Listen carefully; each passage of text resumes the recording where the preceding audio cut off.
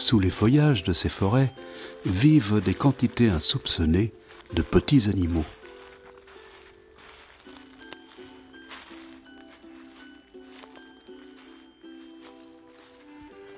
Beaucoup d'entre eux vivent au-dessus de la surface du sol. D'autres possèdent en guise de toit des mètres de terre. Les blaireaux, omniprésents sur quasiment tous les territoires de l'Europe, passent les 3/4 de leur temps dans le noir total des souterrains. Traqués et martyrisés depuis des siècles, les blaireaux ne doivent leur survie qu'à cette faculté de vivre cachés et de ne sortir que quelques heures dans la nuit.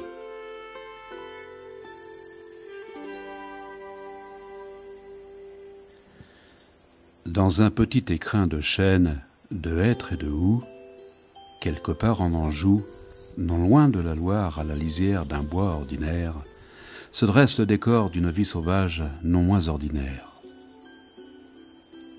On surnomme ce lieu le bois du Goupil. Un petit sentier unique traverse ce sanctuaire de hêtres hauts en forme, créant une ambiance saisissante dès les premiers pas.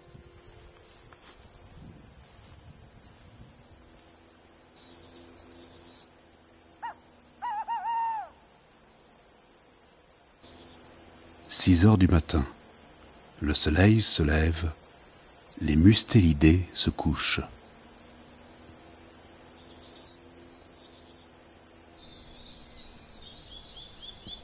À contre-pied des rythmes humains, l'espèce tire son épingle du jeu. Si elle avait des morses diurnes, elle aurait pourtant du mal à passer inaperçue. L'animal peut atteindre une vingtaine de kilos pour 70 cm de long.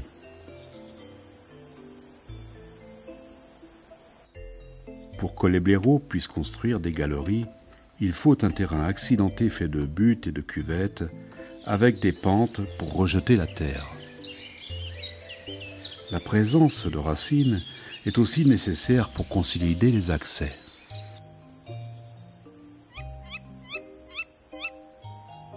La nuit est le moment sacré où l'animal prend des forces. Sitôt la nuit tombée, il s'extirpe de sa cavité en suivant les coulées, sorte de sentier naturel emprunté par toute la famille en quête de nourriture.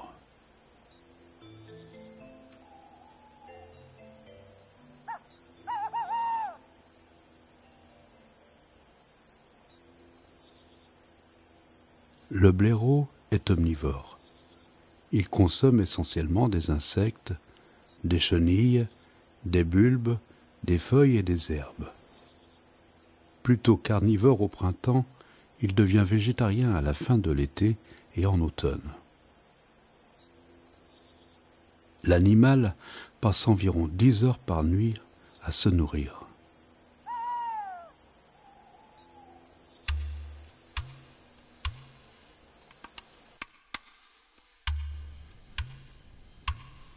Un peu trop gourmand durant la nuit, c'est bien une indigestion qui terrasse cet individu.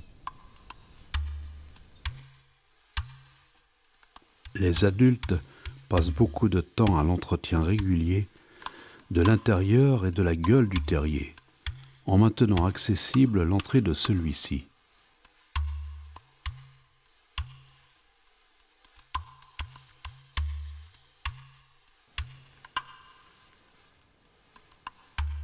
Le terrier principal fait en moyenne environ 15 mètres de long sur plusieurs mètres de profondeur.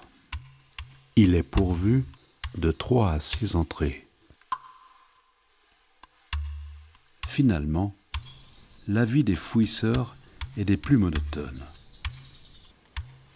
Leur comportement est un peu assimilable à des solitaires vivant en groupe.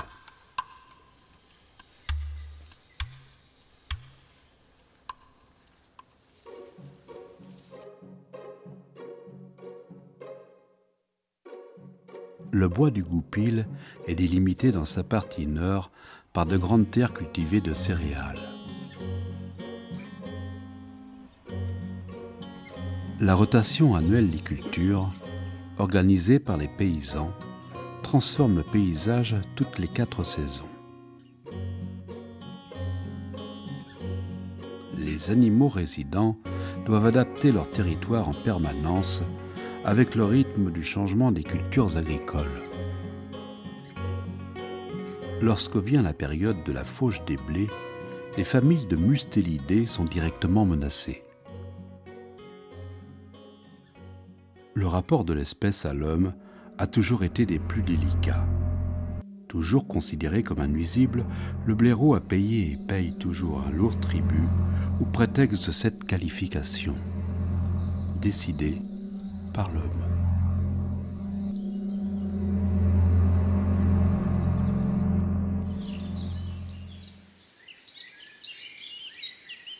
L'autre lisière du bois donne accès à un pré immense. La vie y est paisible et il ne fait aucun doute que les fouisseurs font çà et là des incursions nocturnes dans ce biotope à perte de vue.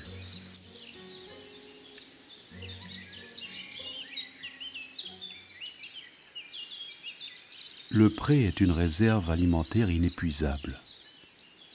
Durant la journée, ce sont d'autres locataires qui prennent le relais.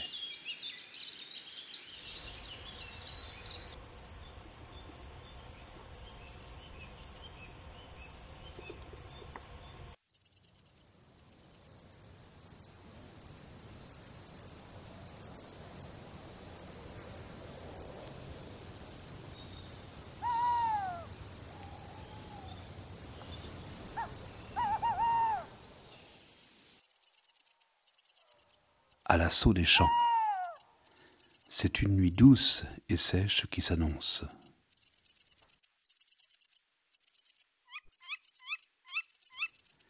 Les blaireaux vivent en clan. Ici, le clan comprend plusieurs familles qui cohabitent le même terrier.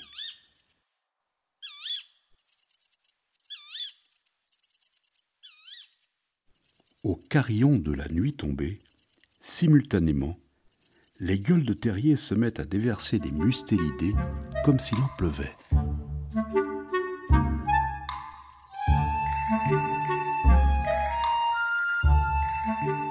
L'avènement de la pénombre résonne comme le signal de l'autorisation de sortie.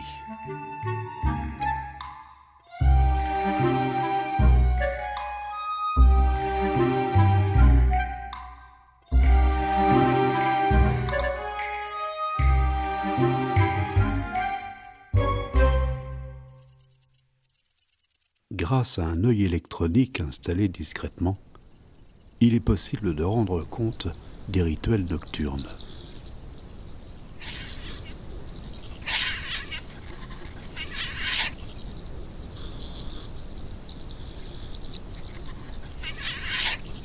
Les acteurs ne se sentent pas observés. Ils vaquent donc à leurs occupations tout à fait normalement.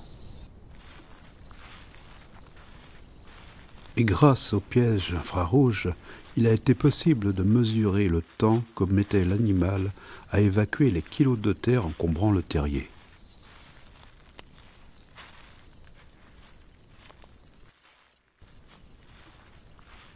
L'exercice, renouvelé toutes les nuits, peut durer jusqu'à 2 heures.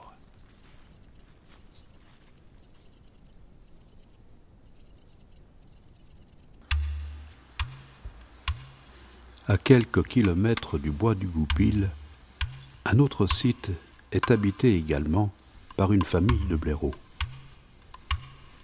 Ce site de schiste ardoisier a une toute autre particularité. Hormis le fait qu'il héberge également une vaste famille de blaireaux.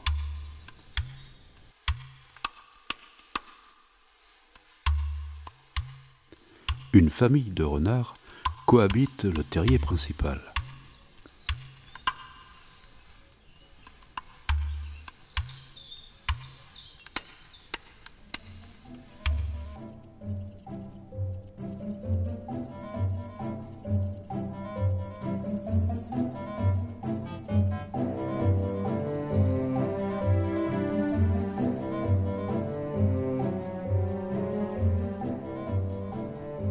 Les renardeaux profitent de l'absence des mustélidés pour jouer et fanfaronner des heures durant.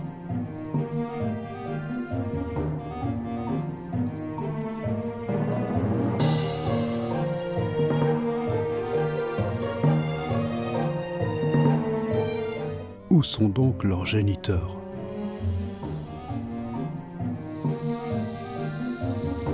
Ils sont à la chasse, bien sûr.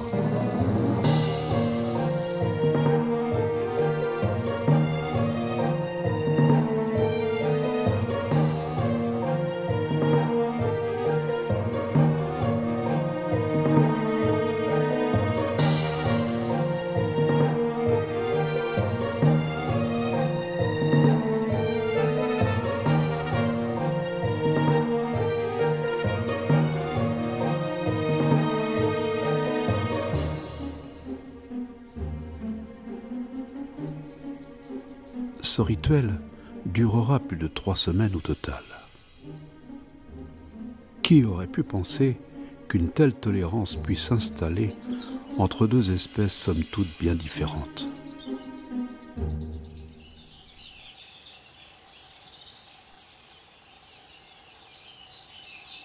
L'été touche à sa fin.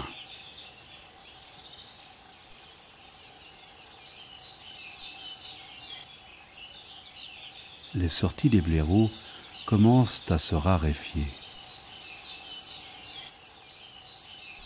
Ceux-ci se préparent à hiberner. En fait, ils n'hibernent pas vraiment, mais ils ne mettent le nez dehors que très rarement et pour se nourrir un peu.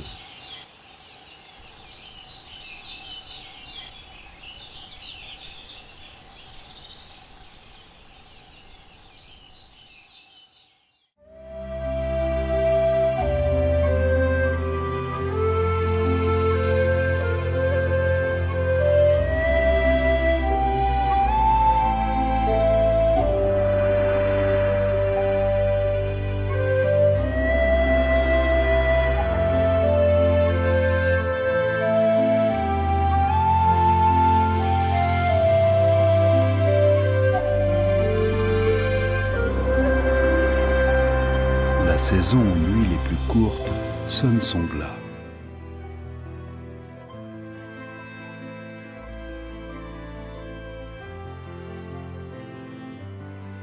Les éléments ont transformé la nature en vastes sculptures immaculées.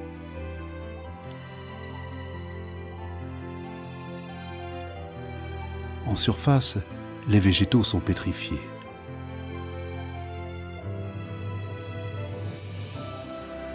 Quelques mètres plus bas, on se moque du silence de l'hiver qui cristallise, car en dessous, tout le monde dort.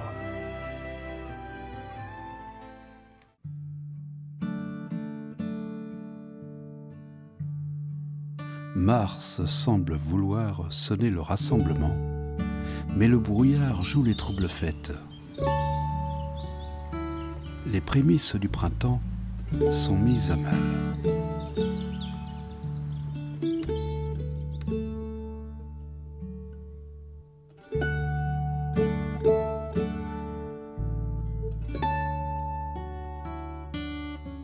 Avec le temps, la campagne finit par se mettre au vert.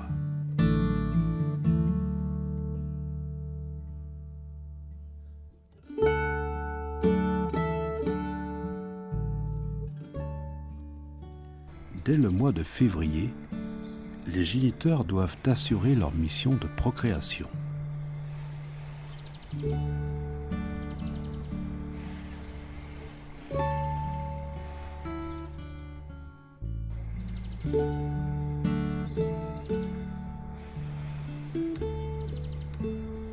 Et voilà la première génération de gentils petits polissons qui fait son apparition à l'endroit où on les attendait le moins.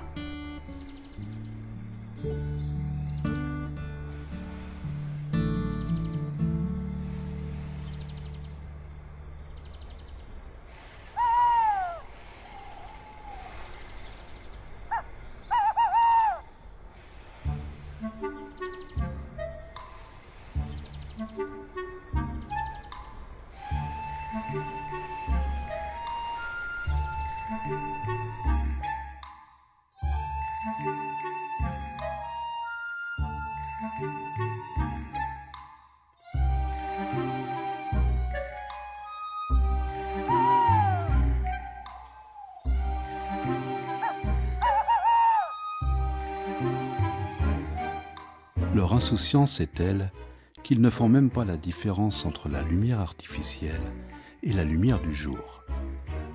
Les adultes, moins rassurés, ont déjà fait volte-face sans trop se soucier de leur progéniture.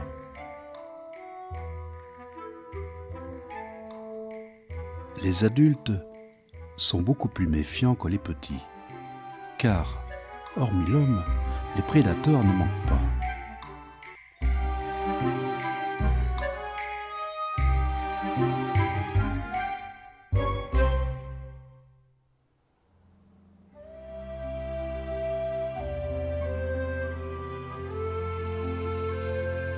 En France, le blaireau n'est plus chassé comme nuisible, mais comme gibier. Cependant, il est peu chassé. Si chacun de nous considère que cet animal est notre ami, il lui reste alors de longues et belles années dans nos campagnes.